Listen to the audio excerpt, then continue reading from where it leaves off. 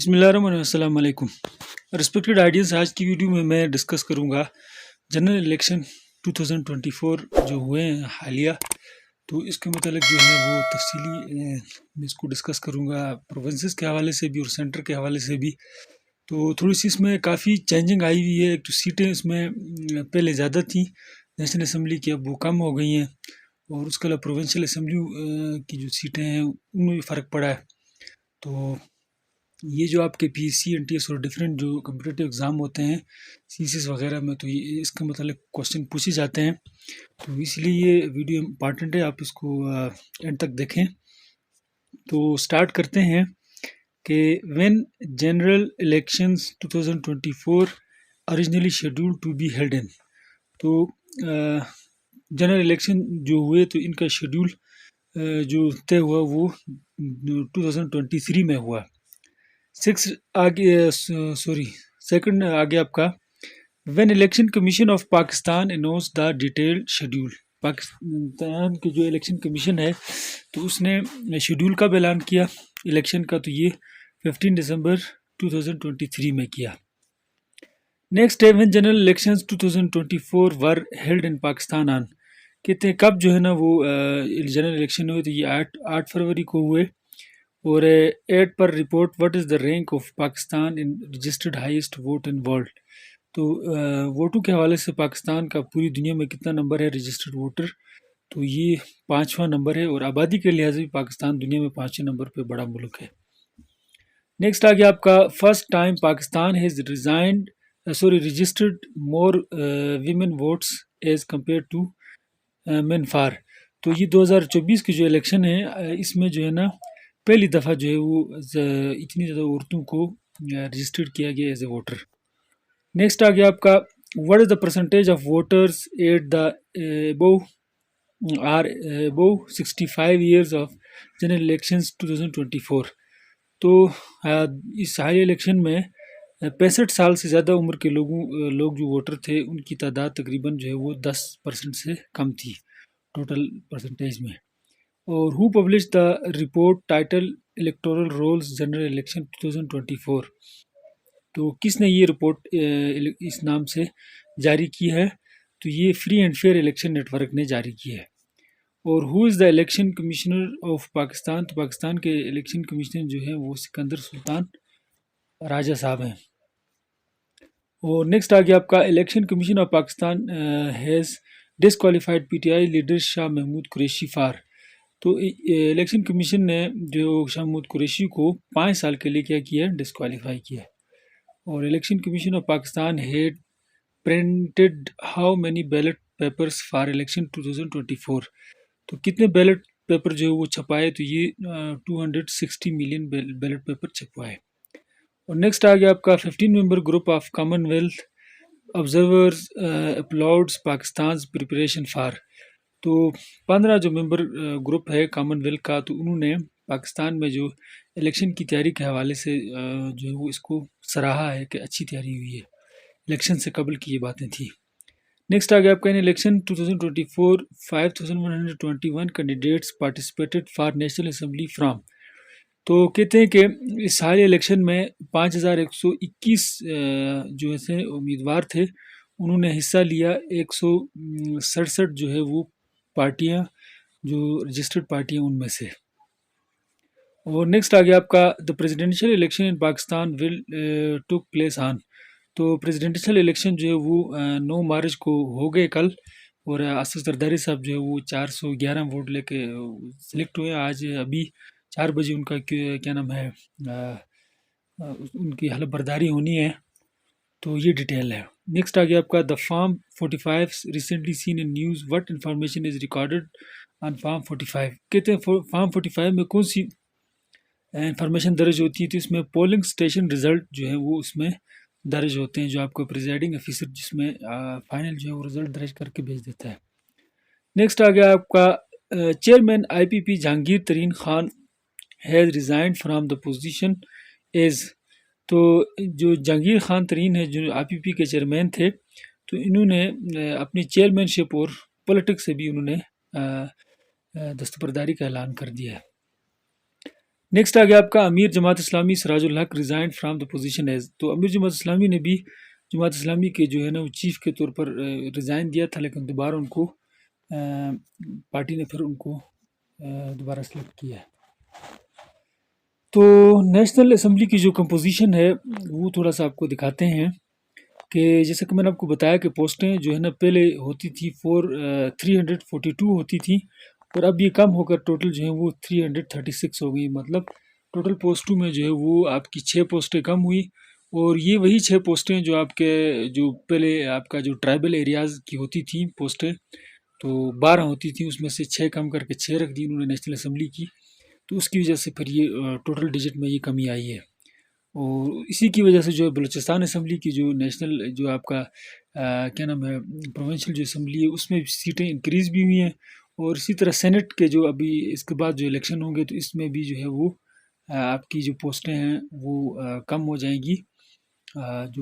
ये जो आपका जो स्पेशल एरियाज़ थे तो उनकी जो सीटें वो यहाँ से भी कम हो जाएंगी, यानी 100 से नीचे आ जाएगा डिजिट, तकरीबन 96 पे आ जाएगा।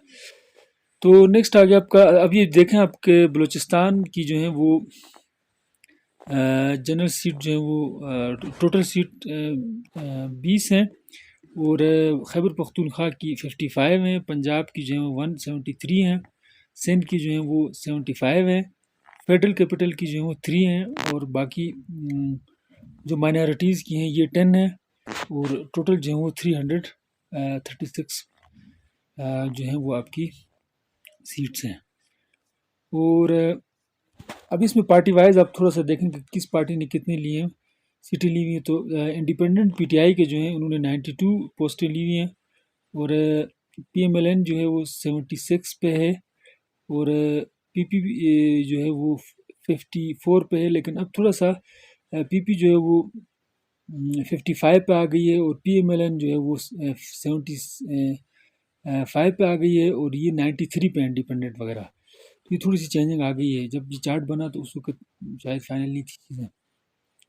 और एम क्यू एम के पास 17 है, जे वाई के पास 5 हैं, पी एम एल क्यू के पास 3 हैं, आई पी पी के पास भी 3 हैं, और बी एन पी के पास भी 2 हैं, और पी एम एल जेड के पास 1, और ये बाकी सबके पास जो है वो एक एक सीटें हैं।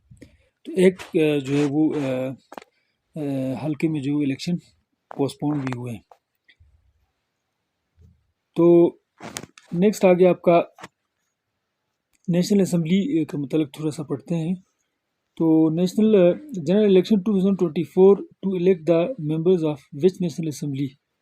तो ये जो 2024 की जो इलेक्शन हुए हैं तो ये कौन सी नेशनल असम्बली है नंबर के हवाले से, तो ये 16 नंबर है इनका, 16वीं दफ़ा ये नेशनल असम्बली बन रही है।